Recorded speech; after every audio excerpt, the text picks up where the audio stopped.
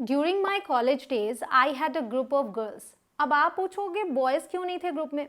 तो बात एक्चुअली ये है कि क्लास में तो बॉयज़ थे, लेकिन मैं ऐसे स्कूल और कॉलेज से हूँ जहाँ बॉयज़ का अपना अलग ग्रुप होता था और गर्ल्स का अपना अलग group.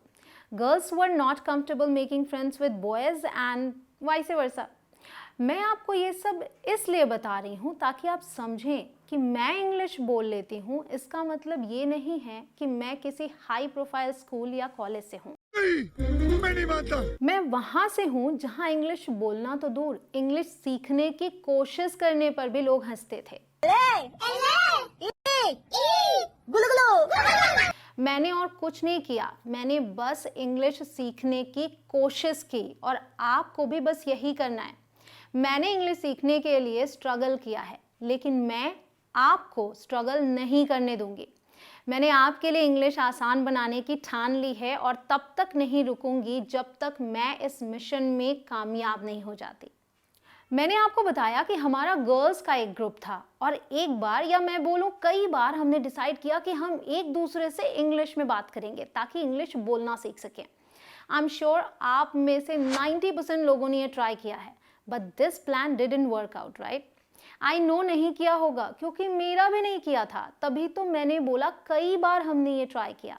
But at that time I had no idea ये प्लान काम क्यों नहीं कर रहा था।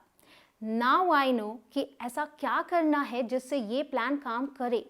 बिलीव मी गाइज, आप अपने फ्रेंड के साथ बात करके इंग्लिश बोलना सीख सकते हैं, but how to learn English with a friend? अच्छा, एक बात बताइए, आप अपने फ्रेंड को वो बात भी बता देते हैं ना जो आप अपने फैमिली मेंबर्स को भी नहीं बताते, है ना? I knew that. मतलब फ्रेंड के साथ you can be just yourself, मतलब आपको कुछ और बनने की या दिखावा करने की ज़रूरत नहीं होती। और यही एनवायरनमेंट तो हमें चाहिए जहाँ बोलते वक्त आप ज़्यादा सोचें ना, बस बोलते जाएं बोलते जाएं बोलते जाएं, with no fright, at your own pace and with a little bit of fun. So let's dive into the steps. Step number 1. Read English books and stories together. It doesn't mean you are sitting together while reading. You can be at your home and your friend can be at theirs. It depends on how much time you two spend together. And why you two only? If you have more than one friend, you can make a group of English learning friends. बस book या story same होनी चाहिए और calculated भी। मतलब अगर आप lesson 5 पढ़ रहे हैं तो आपका फ्रेंड भी लेसन 5 ही पढ़े। अब ऐसा क्यों? क्योंकि सिर्फ पढ़ने से इंग्लिश नहीं आ जाएगी, बोलने से आएगी। और बोलने के लिए मुद्दा तो ऐसा होना चाहिए जिसके बारे में दोनों जानते हो। अब आप ही बताइए, अगर आप मुझसे चंद्रगुप्त मौर्य के बारे में बात कर रहे हैं और मैं आपसे पृथ्वीराज चौहान के बारे में, ये कॉन्वर्सेशन इंटरेस्टिंग होगी या अगर हम दोनों सिर्फ पृथ्वीराज चौहान के बारे में बात करेंगे तब? अरे इतना सोच क्यों रहे हैं? इट्स बट ऑब्वियस, सेकेंड वाला ऑप्शन सही है। मुद्दा इंटरेस्टिंग लगेगा तभी डिस्कशन कंटिन्यू होगा। Now step number 2, watch English movies and series together. अब बात इंटरेस्टिंग मुद्दे की है तो मूवीज और सीरीज से इंटरेस्टिंग क्या हो सकता है? शायद ही कोई ऐसा होगा जो मूवीज या सीरीज ना देखता हो, हर कोई देखता है। तो क्यों ना इस फन एक्टिविटी को फन रखते हुए लर्निंग भी कर ली जाए। आप कोशिश करो कि फ्रेंड के साथ में देखो और अगर मुमकिन नहीं है तो अलग अलग भी देख लो तो भी चलेगा, लेकिन पोस्ट डिस्कशन ज़रूरी है और सिर्फ एक क्वेश्चन तक ही अटक करना रह जाना, how did you like the movie? तुम्हें मूवी कैसी लगी? Because you are going to get 2 certain answers, nice or bad. Questions should be open-ended, such as what was the best scene in your opinion? If you were the hero, what would you do? Don't you think the background was no match for the scene?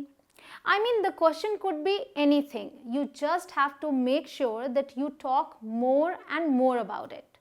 Now step number 3, listen to English audios. Listen together. That you probably do.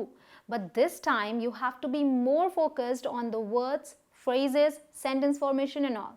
It could be anything, podcasts, music, news, audiobooks, whatever. First listen, then talk about it. Now step number 4, discuss the things you have read, watched or listened to. सीखना आसान है पर उस सीखी हुई बात को याद रखना मुश्किल। उसी के लिए टिप है कि उस पर डिस्कशन कर लो या फिर किसी को सिखा दो। Teaching other people what you have learned helps you understand it better and makes you more confident. तो जो आप दोनों ने पढ़ा, देखा या सुना, उस पर दूसरे दिन बात करो. You can begin with the question, so what are your thoughts on the story? Or you can start off with, I'd like to hear your thoughts on the subject. Shall we sing the song together? मतलब जो मन में आए वो पूछो। Questions तो आपके अपने दिमाग की उपज हैं, ऊपर से फ्रेंड से पूछना है तो संकोच कैसा? तभी तो हम फ्रेंड्स के साथ इंग्लिश सीखने की बात कर रहे हैं। It becomes easy when you are not afraid of making mistakes. Now step number 5, correct each other. The fear of making mistakes doesn't let you speak the language. So इस डर को निकाल कर फेंक दो और बोलो जितना बन पड़े, जो समझ में आए बोलो। So please whatever.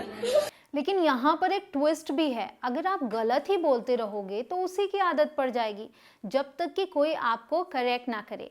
जब कोई स्ट्रेंजर या जो आपका करीबी नहीं है आपको करेक्ट करता है तो आप एम्बैरेस्ड फील करते हो, आपको बुरा लगता है कि नहीं? इसीलिए अपने दोस्त से या ग्रुप में सभी से ये बोल दो कि अगर मैं गलती करूं तो तुम मुझे करेक्ट करो, और जब तुम गलती करोगे तो मैं तुम्हें करेक्ट करूंगा। इससे किसी को भी बुरा फील नहीं होगा जब उसे करेक्ट किया जाएगा। और जब आर्ग्यू होने लगे कि नहीं मैं सही हूँ, ऐसे में बोलिए गूगल बाबा की जय। So our step number 6 is learn from Google Baba. Nowadays everybody has a smartphone. दुनिया की सारी information आपके हाथ में है। You might encounter new vocabulary or phrases or expressions, and in order to understand them better, their meanings are important. Just type that on Google and the answer is with you within a second. But the thing is, you can't do this all the time, can you? Maybe you don't have time to search or you don't feel like searching at once. In that case, you can text the word or phrase or expression on WhatsApp in a group that you have created together to discuss later. In case you don't have a smartphone with you, write down your doubts on a sheet of paper to look up later. Special tip: do check the pronunciation before you speak any new word, because English is full of exceptions. अपने ही pronunciation rule को ये अगले word में follow नहीं करता। Now step number 7, set a time and place and be consistent. You should set a time and place for these activities so that you don't miss even a single day. Be consistent. Do it on a regular basis. At least do this for 90 days to see the difference.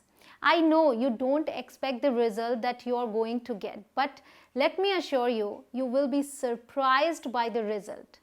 Now step number 8, have a plan or structure. It's helpful to have a plan or structure for each session so that you can make the most of your time together. What will you focus on each time you meet? What movie are you going to watch? What book are you going to read?